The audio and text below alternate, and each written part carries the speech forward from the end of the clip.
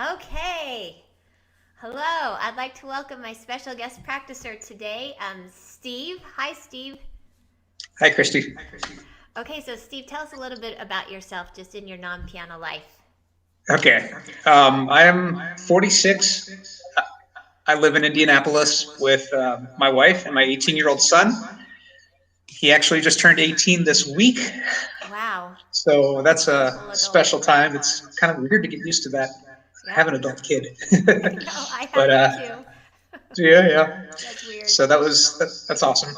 And yeah, I'm just really enjoying playing the piano. And I work at Geico. I'm a claims supervisor.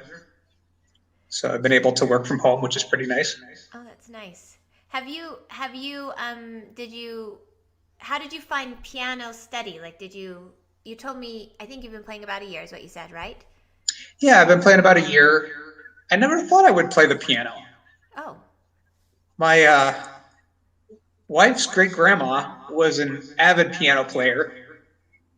I guess she played some pretty lively pieces, and she even brought the piano into her nursing home, and she would play for the other residents. And so my wife told me these stories, and we got the piano that she used to use, and I felt like I wanted to honor her memory in some way. oh, really? And so, yeah, so I think my style of music will be different. We were listening to some of her pieces, and it's more like saloon music from the early Yeah, 1900s. yeah.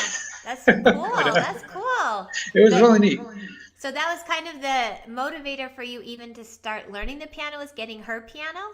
Yeah, yeah. Oh, that's And wonderful. so I started playing, and I think there's something about actually making the music that is very inspiring. Yeah. Like you could hear a song, but then once you play the song yourself and you make that sound, it's like, wow, I just did that. so It's amazing. I agree I'm with you. enjoying that. Yeah. I Yeah. agree with you. I'll say to my husband a lot that I think for sure the people who enjoy music the most are the ones who play it. I just think there's such a different kind of relationship of playing through something well enough so that you that practicing it enough so that you can play it. It's an interesting process, and then it's so neat to have the audience involved too to be able to share. Okay, so what? Tell us why you're willing to share your practicing with us today. What made you want to do this? I played clarinet and saxophone as a kid, and so I think I was pretty natural at it, and I should have practiced more. I could have been amazing. But so now, being a little bit older and coming to the piano and knowing what challenge practicing can be, I thought this would be great to kind of focus on practicing in a way, Mm-hmm. to be very intentional about it. Mm-hmm. And hopefully it'll help someone else to gain new perspective on practicing, or I'm doing something that could be helpful, Awesome. or maybe the conversation will help me learn something from someone else. So I think Exactly. it'll be great. Yeah, I do think it's one of those things we don't talk about much, or for sure don't share. It's so solo the Mm-hmm. practicing the practicing process, and so such a huge part of what we do. So I appreciate you being willing to share and Of course. have other people be able to see kind of what you do day to day. So what will you be practicing today? I'm going to be practicing my muscle builders and my power fingers. I still have to certify on power fingers, so I'm really focusing on um, dropping my wrist and getting range for my wrist to fall down. The same thing with I'm practicing 16th century march and just practicing really dropping into the keys. So when I come down, just coming down and giving more weight on keys before I pop up to my floats. And the other thing that I want to practice is just I have a sheet of Czerny exercises. I think it comes from a book I think called 110 easy and progressive exercises, something like that. And so I have a new piece that I've never played before. And so we'll see how that goes. Awesome. So it sounds like the first two items you're kind of in a polishing phase, right? Like muscle builders, you have certified that, and certify it's with Peery, because full disclosure, Steve is a student of mine on ArtistWorks. So he's going through the Peery curriculum, and muscle builders and power fingers is a Peery technical exercise. So you have certified on muscle builders, which means you've reached that level 1 mastery of that. Is that right? Yep. Okay, so you're just still practicing that to keep it in your hands, which is right. Absolutely awesome. Right, you don't ever pass off muscle builders. This is what I tell my students. You'll be practicing this to the eternities, just because it's such a useful exercise. I still practice with it every day. And then power fingers, you're practicing it specifically with something in mind to get better physically on that exercise of the drop. Right. Same thing with 16th century march. You've already learned the notes, but now you're practicing with really specific emotion that you're trying to get, a motion and a sound. Is that right? With the drops specifically? Those. Yes. So I've been using the stop freeze, or what I think you had the phrase. Yeah. The freeze practice. So I will just focus on a very specific part of the song. Yes. And go slower. Yep. And then I'll bring it up to metronome 92 and try to play the whole piece. But I am finding that sometimes I'll strike other keys while I'm playing, and I want to polish so that I'm avoiding that and becoming more accurate in the notes. Okay, awesome. I love this, how specific you are. And then the Czerny is just brand new, and you'll be reading that through for the first time. And I find that with my brain, and I like how you're organizing your practice, that there are some things that are brand new and some things that you're polishing, like kind of more focused and specific. So some things are exploring and some things are really, really focused. And I think that's useful. That's a nice way to make your brain kind of have a break. All the focus stuff makes me tired. Sometimes it's nice to move away from that. But okay, any other thoughts before you get going? And then I'll leave you to your practice, and I'll come back at the end and say we'll have a little summary. But any other thoughts? Perfect. Hey, I think so. You're great. You're my first guest practicer. I'm so excited. And I know there are some other people who have reached out to say, I want to do it, but I want to see other people do it first. But I think it's so great. And I think it'll be really useful for people to see, and if nothing else, that we feel that we're all in this together, that this is what Absolutely. We do. Yeah. Okay, so I'll leave you to it. I'll still be watching you, but I'm going to leave myself from the live stream, and I'll come back when you're done. So okay, sounds good. Okay. Thanks. Yeah.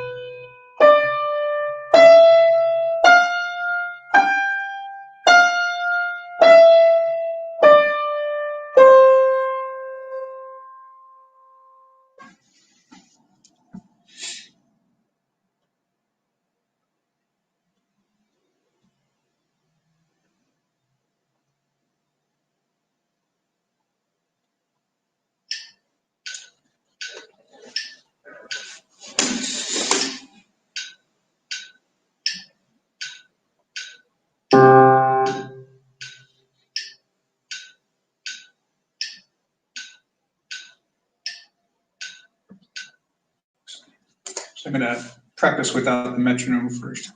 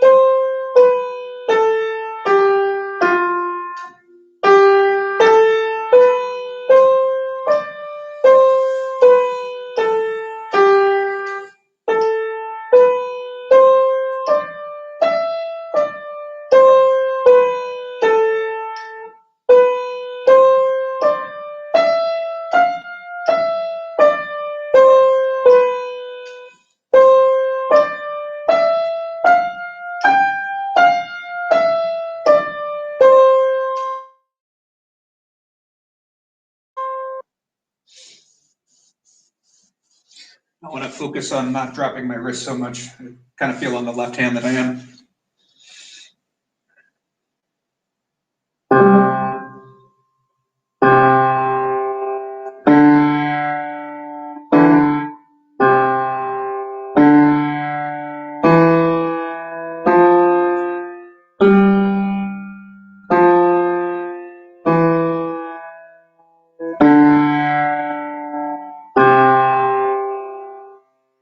So I don't think I was coming up quite high enough after coming back up.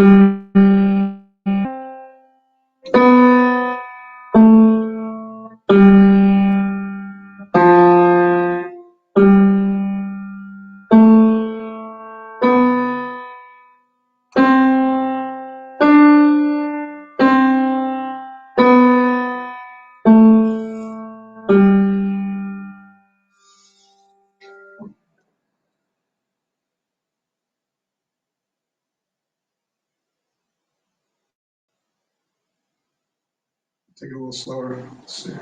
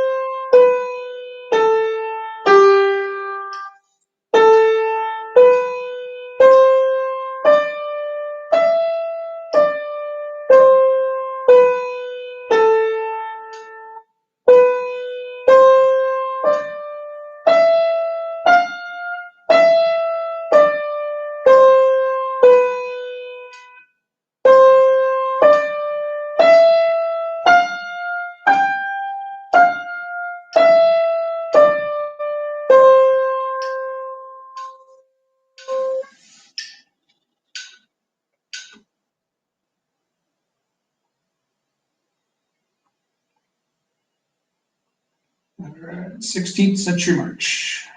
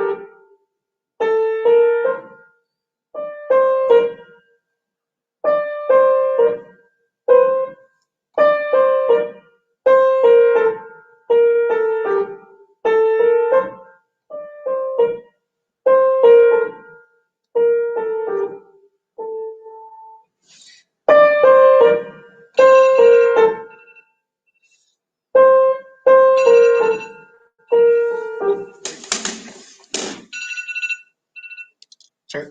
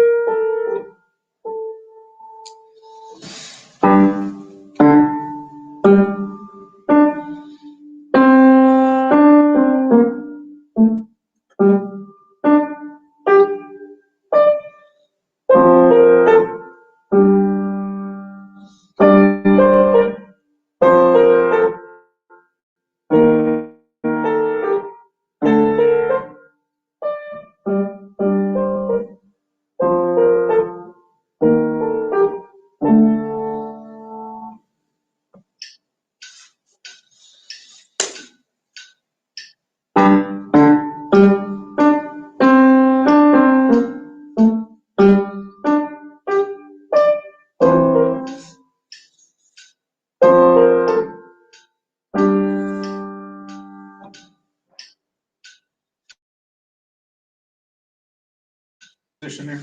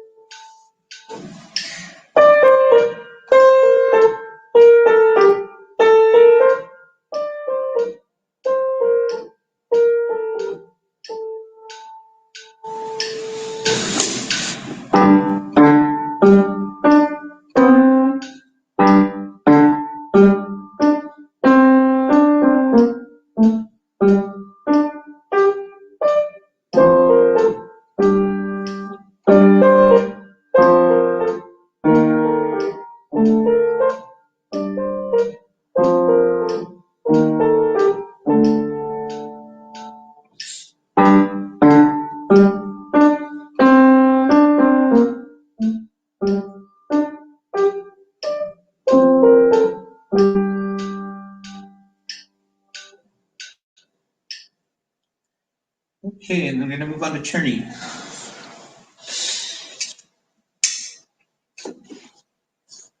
Too great.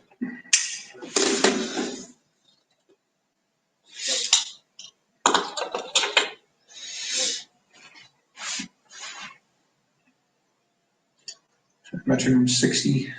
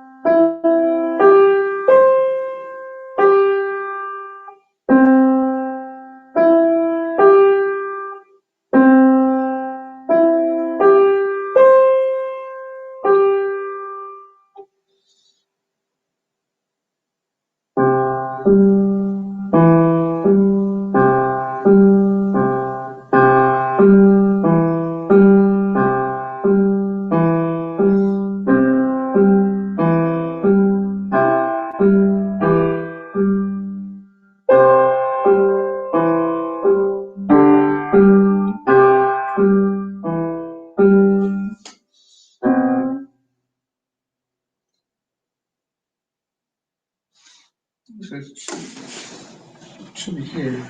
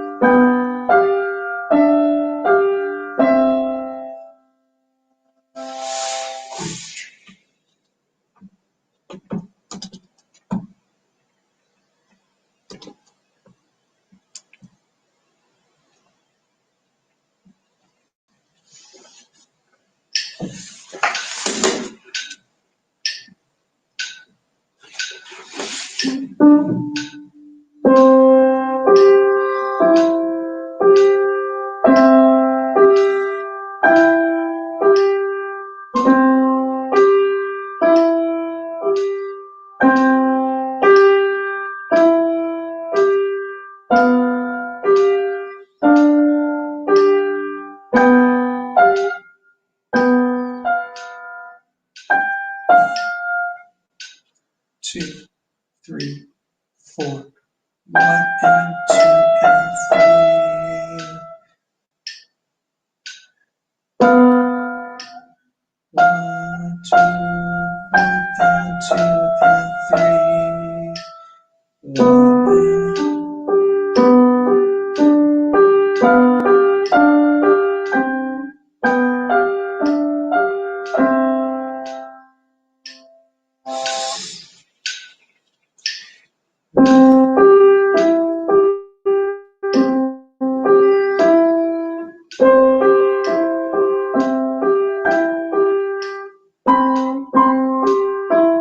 and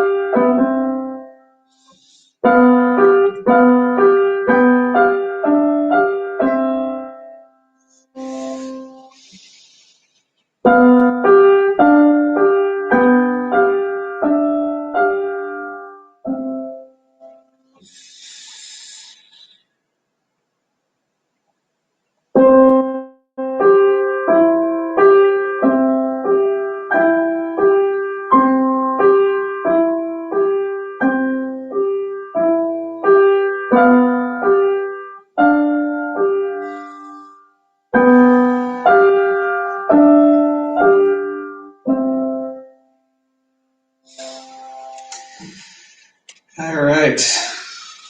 Call that a wrap for the day.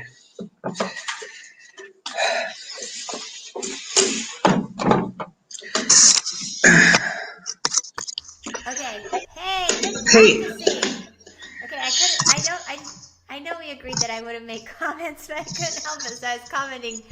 I don't know if you'll see them, but I think tomorrow they get posted. Okay. Coming back, but if you want to rewatch your practicing, and I'll comment through it. But I thought I you don't did a know. fantastic job. What did you think? Thanks. I think my metronome on the last piece was probably even a little fast. I tried to go at 60, but I could have probably taken it down even more. But I think I made some improvement there and started to get it into my fingers.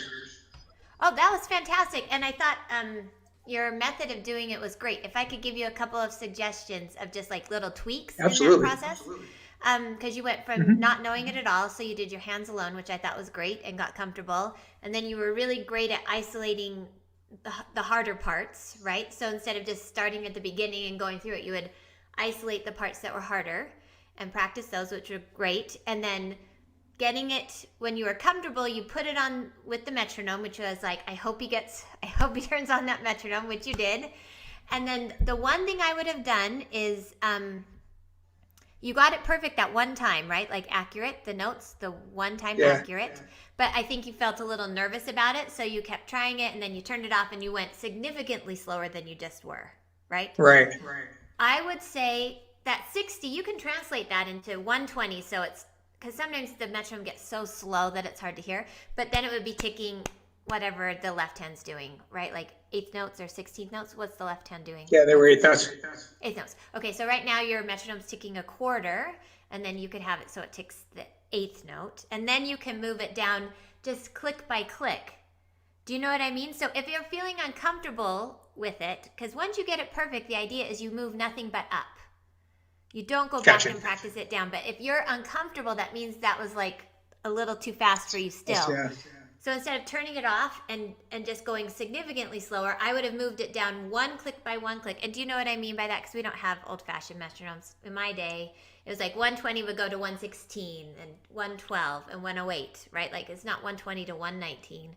But that's what I mean by a click, because you'd move the metronome down like a literal click, and it would click. Okay. So instead of turning it off and trying it slower, I would have moved it down to like, well, you were at 60. I'd have maybe moved it up to 120 so I had more possibilities, because then you get into like 58, 56. I mean, it starts getting super slow. So to 120, then to 116, try it till where you feel comfortable, and then get that one speed. So that by the end of the day when you're learning something, and I hope you have your pencil that you could write in on your music today that it was at 60, right? Or 120 or whatever you felt comfortable with, that you did it accurately. So tomorrow you know to start there. Okay. Do you know what I mean? And then you're going nothing but up from that point. But you got it at that you did get it at 60. You did. Yep. Okay, you heard that too. I heard that. I was very excited. Okay, and then just one tiny thing that I wanted to help you with 16th Century March because it's such a beast of a piece. Your power fingers was awesome. Okay? Your power fingers when you were practicing that part was great.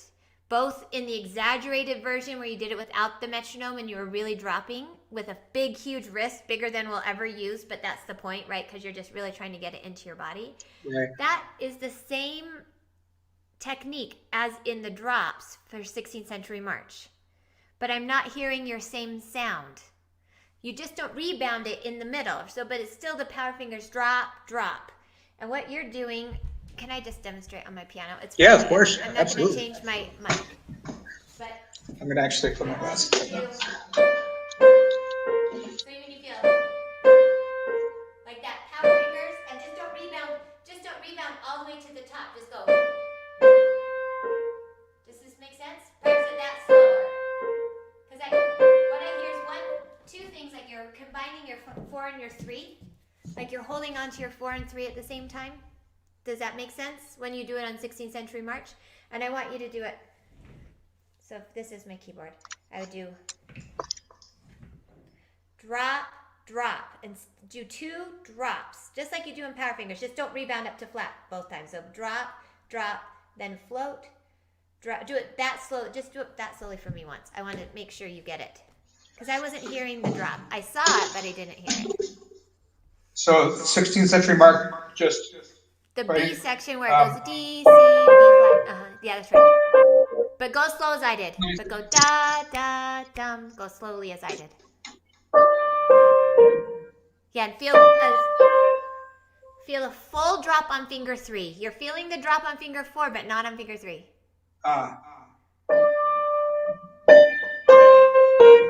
Yes, like and then stop and free, like really pay attention to that float. There's nothing there, right? So you did great 2 drops, heavy, heavy, and now just shift gears, and I'm going to do a float. Like get your brain involved so that you don't do a pop.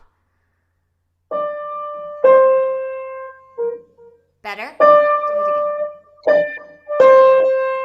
again. Yes, that was better. Yeah, and so that will do it a few more times. I think it's hard to come up from 3. Like, yes. I feel like I'm coming up halfway and then doing the float. Yeah.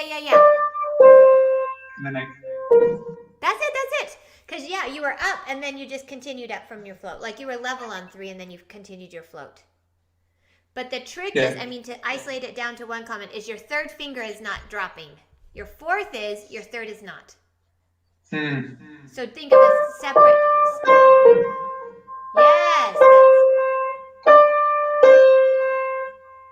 That was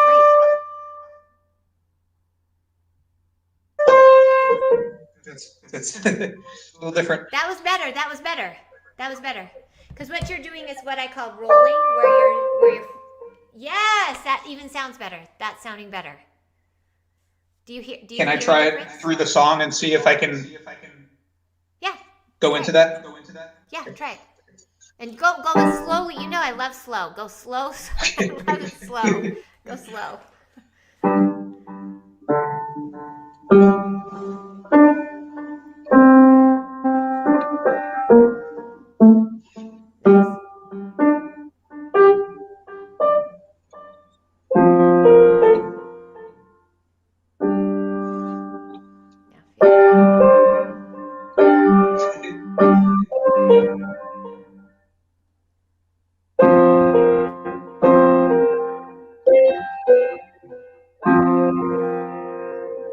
Get that 3 extra loud. 3 extra loud. Heavy, heavy, heavy.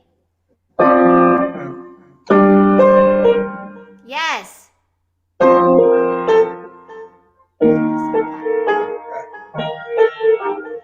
Yes, that was great. That was the B flat AG was perfect.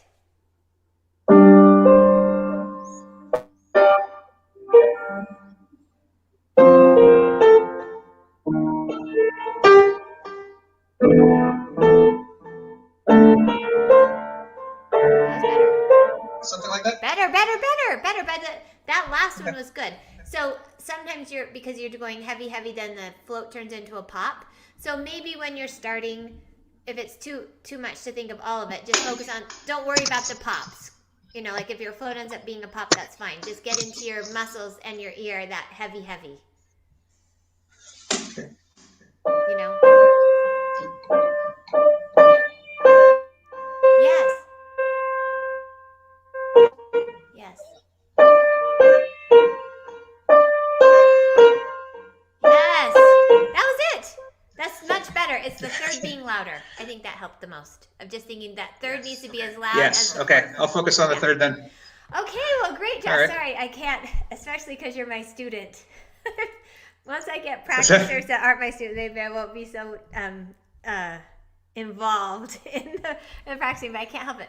But That's I fun. really enjoyed hearing you practice. It was really, Thank you. I do enjoy hearing It's- piano practice. And I heard such an improvement from the beginning to the end even, right? Good.